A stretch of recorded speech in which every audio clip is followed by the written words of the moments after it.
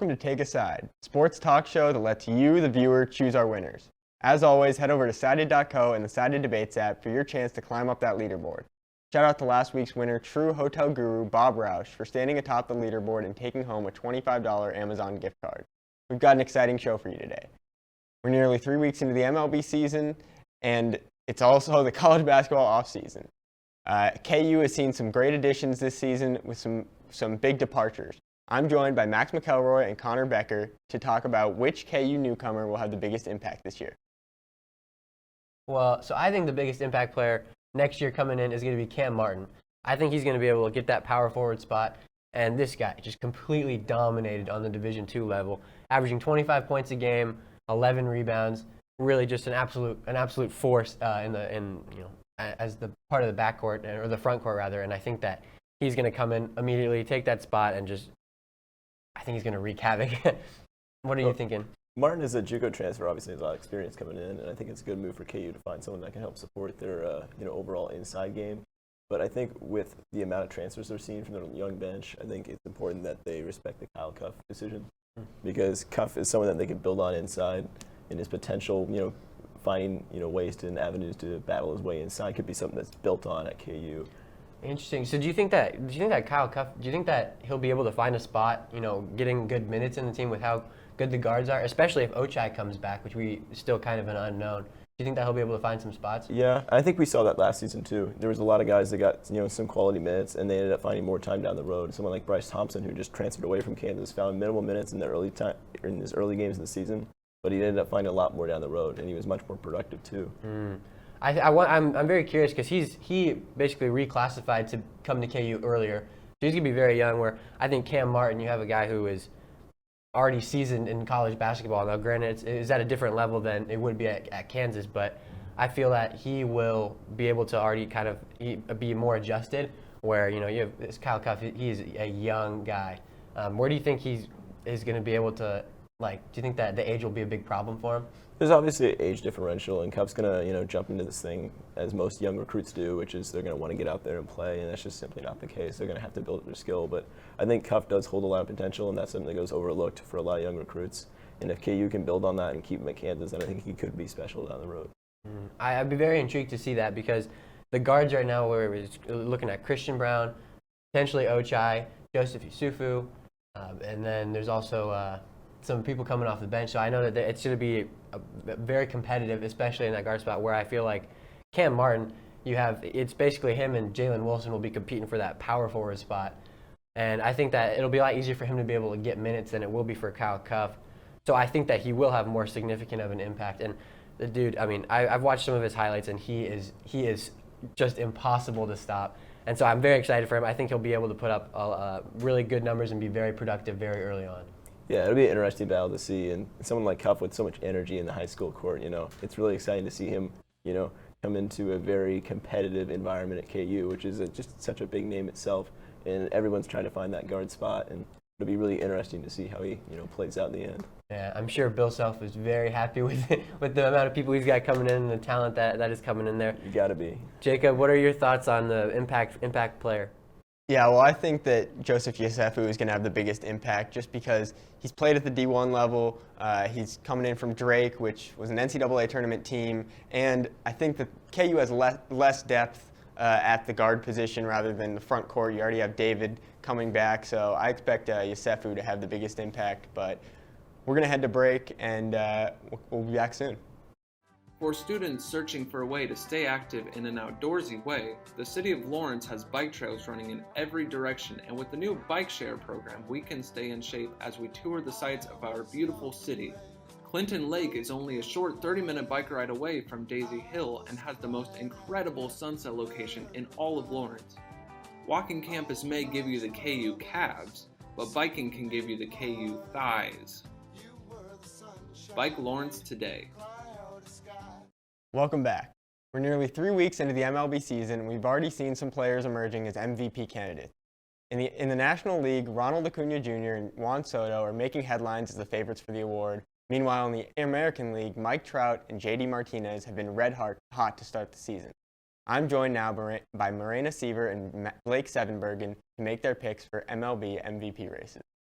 So we'll start with the American League, and I want to talk about Mike Trout because I think for me right now, Mike Trout is the easy MVP candidate, not only right now, but also come the end of the season. If we're talking predictions, I think Mike Trout will absolutely win the AL MVP. Listen, the guy's been in the league 10 years, and he's never finished below 5th place for MVP voting, and he's only been to the playoffs once. And so not only is he the greatest player in baseball right now, and that's not up for debate for me or for most people, I think, but he now has such a better team around him, and he has a chance to finally add that postseason play, because he's only been into the postseason one time in his career, and he finally has the opportunity now with a much better team around him, guys like Ohtani, Anthony Rendon, that kind of thing. And so I think that only makes him better. That only helps his case. He's the best player in baseball. He's doing phenomenally this season, as expected, as he always does. And I think Mike Trout is going to be the AL MVP. Yeah, so as you said, Mike Trout, it's not even a debate. He's the best player in baseball. He has been since he got to the league. But right now, JD Martinez is on a roll. I mean, he's tied. He's 6th in AL batting, tied for the most home runs, leads in RBIs. So he's at the top of all statistical categories. He's played more games than Mike Trout and has less strikeouts than Mike Trout right now. The only problem is that he's a DH. Obviously, he doesn't play defense like Mike Trout does. But what he's doing with the bat in his hands right now is second to none. Yeah, that's true. But because he doesn't play defense, you can't win MVP because defense is half the game. If he wanted to win MVP as a DH, he'd have to hit like over 50 home runs and 430 and beat Trout out in OPS and every category like that. And the thing is, you can't win MVP as a DH, and this is something JD Martinez knows, because if you look back to 2018, JD Martinez out-hit the 2018 AL MVP, Mookie Betts, his teammate in Boston, in every offensive category, but he doesn't play defense. So yes, he was the better offensive player, but because Mookie Betts also plays in the field and is incredibly valuable and skilled in the field, Betts got MVP over Martinez. And JD Martinez this year is not going to have as good of a year offensively as he did in 2018 when he still didn't win the MVP. So I think it's not a bad argument because, again, he's doing phenomenally right now. JD Martinez is behind the plate, or in the batter's box, I mean. And but I don't think it's enough to knock out Trout. And I think you just can't. Trout is the best player in baseball. He just is. And he's a 5-tool player. And JD Martinez doesn't even have all 3 of the tools that he gets to exercise as a hitter because he is slow. So his base running isn't, even up to par with Mike Trout. So I don't know. AL MVP, I think at this point is going to be Mike Trout. I can't disagree. The defense is definitely a problem for JD Martinez, but the role that he's on at the plate right now, I mean, it's second to none. He's helping lead a team that the Red Sox weren't expected to be great this year. They're top of the AL East. I mean, they're beating the Yankees. They're beating teams handily. They're beating the White Sox, who I predicted to make the World Series. I mean, JD Martinez is a big part of that, and I think if he continues the role that he's on for the team that he has, I think the sky's the limit, and I definitely think he should be an MVP. Yeah, it's very interesting. I think we're just going to have to agree to disagree. He should stay in the conversation, absolutely. Of course, he is in the conversation, and I can't deny that he's doing phenomenally right now. But defense is half the game. I don't think he can win MVP when he literally doesn't have a glove, and he learned that in 2018, and I think we'll see it again. Yeah, so let's transition over now to the NL. Mm-hmm. Obviously, it's like a two-headed monster over there. Mm-hmm. Juan Soto, Ronald Acuna Jr., both in the NL East, probably the toughest division in baseball, as you've said. Easily. Who do you got? So I am going to take Juan Soto because Juan Soto he's just, I don't even have enough words to describe how prolific of a player he is. He's incredible in every single category, and there's a reason why at the beginning of the season, Juan Soto was the favorite to win MVP. And even though his stats are not, up to par with everyone else right now, I mean, it's because we still have 5 players hitting over 400. That pace won't continue, so as you get further into this 162 game season, it's going to even out. And I think Juan Soto is going to be at the top. I will confidently predict that. And I think Juan Soto, come the end of the season, is going to be the MVP. But I'm curious to know what you have to say. Yeah, so like you said, his stats aren't there right now. He's not top 5 in any statistical category, and his team is last in the NL East. Ronald Acuna Jr., while his team is only one spot above the Nationals, he has batting .419 right now, which is unreal. They might be early in the season, but that's unheard of. Very few guys bat .419 consistently. If he can keep that up, obviously there's no debate.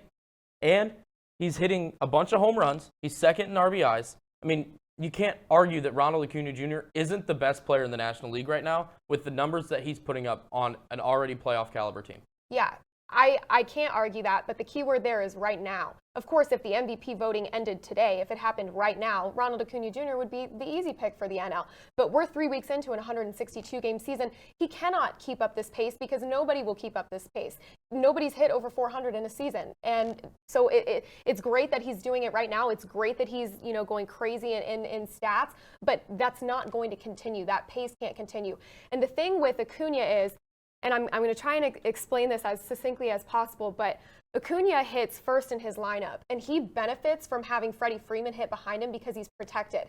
So pitchers, the last thing they want to do is put the leadoff man on base. So they have to pitch to Acuna because he's protected by Freeman hitting behind him. And Freeman is arguably the best hitter on the Braves. And right now, stats aside, Acuna might not even be the best player on his team because of Freddie Freeman, the reigning NL MVP. And so Acuna is protected by having Freddie Freeman hit behind him because you have to pitch to Acuna and try and get him out, because if you put him on base, then you have the best hitter on the team coming up behind him. With Juan Soto, it's different because Juan Soto hits second. So there's nobody hitting behind him, protecting him.